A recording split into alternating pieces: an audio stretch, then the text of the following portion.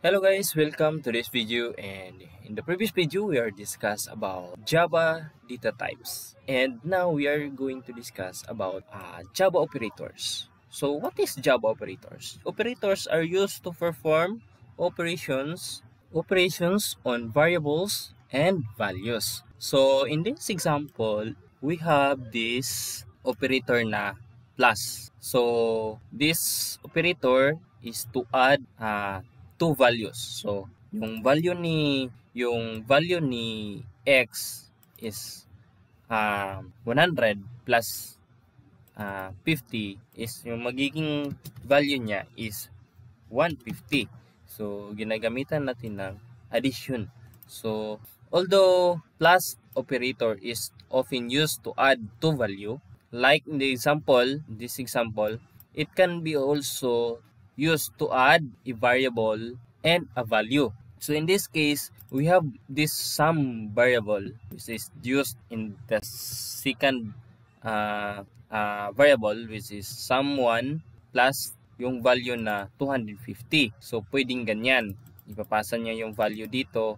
Pag ano yung value dito, for example, yung value ni sum1 is 150 plus 50 is equal 150. So ginagamit natin si value na 150 dito sa sum1 plus 250 nagiging 400. So yung value ni sum2 is 400, at saka pwede natin gamitin na si sum2 plus sum2 is equal to 800. So yung value ni sum3 is 800.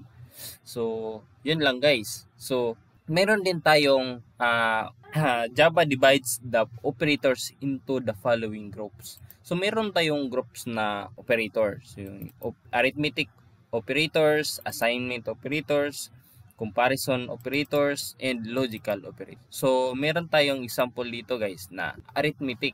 So yung sa arithmetic operators guys is ito yung kadalasan ginagamit pag mathematical operation na. So ito.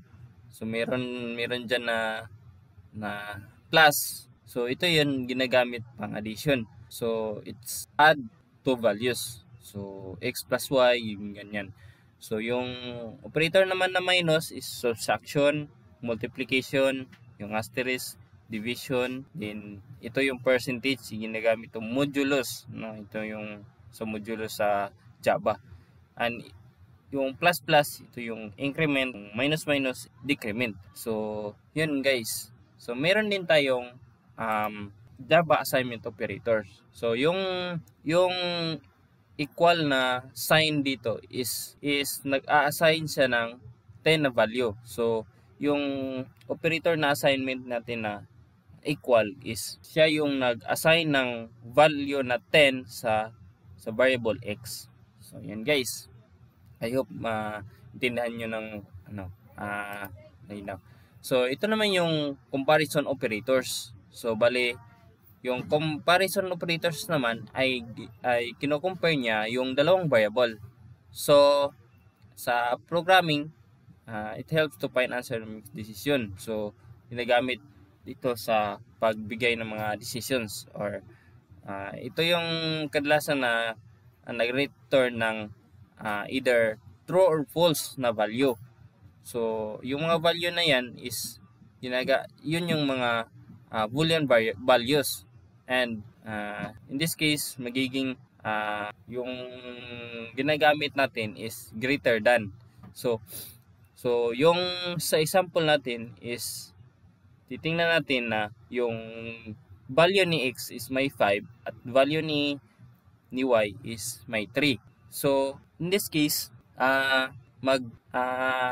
check natin yung sa example dito, yung x ba, yung value ni x ay greater than y. So yung output ito guys is true because 5 is higher than 3. So meron din tayong logical operators guys. So yung logical operators guys is true or false, no, values with logical operators. So yung double AND is logical AND.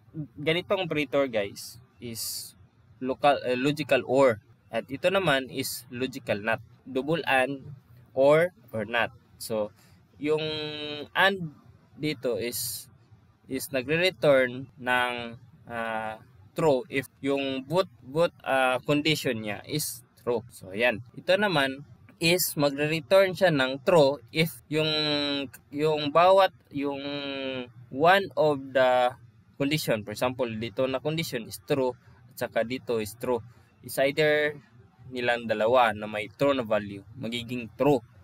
So ito naman si logical NOT is yung value niya if is reverse. If true dito yung value, magiging not true. So if not true, so yan, magre-return siya ng true.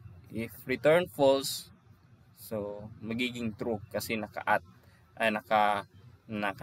So yung opposite niya yung value. So that's all for this video, guys. I hope you learn a lot, and if you like this video, please subscribe, and see you in next video, guys. I hope you learn a lot.